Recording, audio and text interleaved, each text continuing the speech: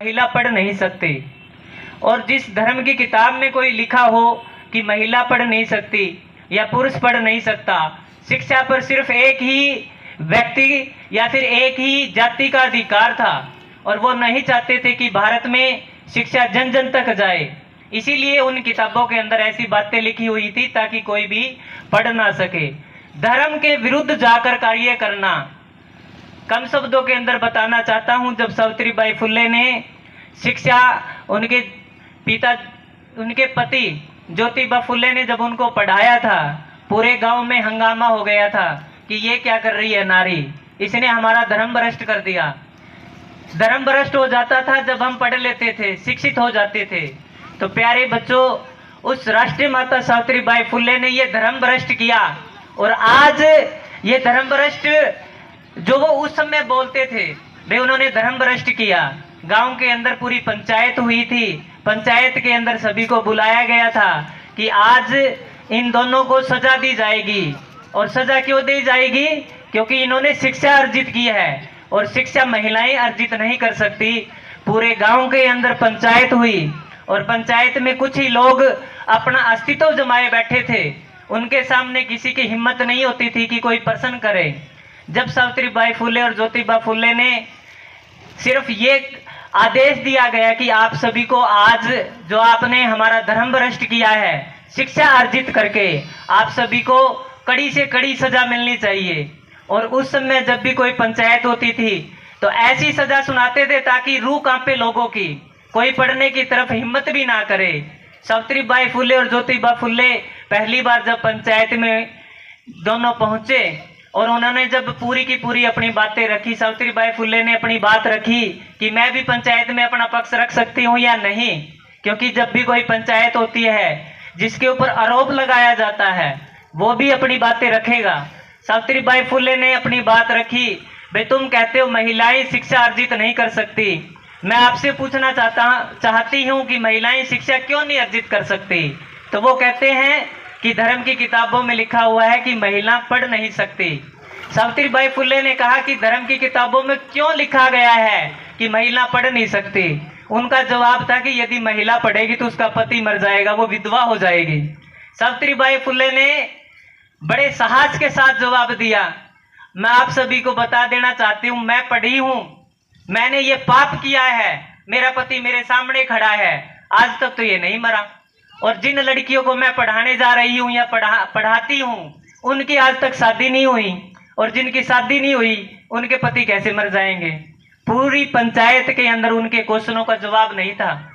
और जब जवाब नहीं था, पहली बार पंचायत के अंदर से सावित्रीबाई फुले और ज्योतिबा फुले बरी होके गए थे, तब उन्होंने क्रांति की थी। उस समय के जो पेशवाई ब्राह्मण थे उन लोगों ने ज्योतिबा फुले और सावित्रीबाई फुले को शिक्षा जन जन तक ना पहुंचे, शिक्षा घर घर ना पहुंचे, वो सारी चीजें की। आप सभी को यदि उनको बताने के लिए लग जाएं तो समय बहुत लगेगा। महिला की इज्जत आबरू तक लूटने की प्रयास किया, गोबर तक मारने का प्रयास किया गया। तो मातृशक्ति आज जो ही कार्यक्रम कर रहे हैं, इस कार्यक्रम का हमारा सिर्फ मकसद इतना ही है कि जो भी महिला इस कार्यक्रम में पहुंची है, एक बार इस राष्ट्रीय माता सावित्रीबाई फुले का जीवन संघर्ष पढ़ के देखो। आज हमको कोई नहीं रोकता, आज हमको कोई नहीं टोकता, आज हम जब भी कोई शिक्षा अर्जित करते हैं उसके लिए हमें कोई परेशान नहीं करता। लेकिन ये अच्छे दिन किसकी बदौलत आए? ये अच्छे दिन सिर्फ और सिर्फ महापुरुषों की बदौलत आए। ये अच्छी अच्छी बातें हम और भी आपको बताते रहेंगे। आप सभी के बीच में स्कूल फॉर एक्सीलेंट लाइफ में पढ़ने वाले बच्चे भारत की प्रथम शिक्षिका महिला पर एक सॉन्ग लेकर आ रहे हैं। मैं सभी उन बच्चों को आमंत्रित करता हूं कि स्टेज पर आ जाए। आप इधर आ जाओ, जोरदार तालियों से स्वागत करें इन बच्चों का।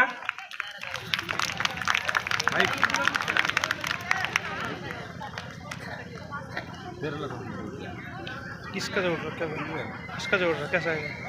आप बोला ना, मेरा तो नॉर्मल है। चल गए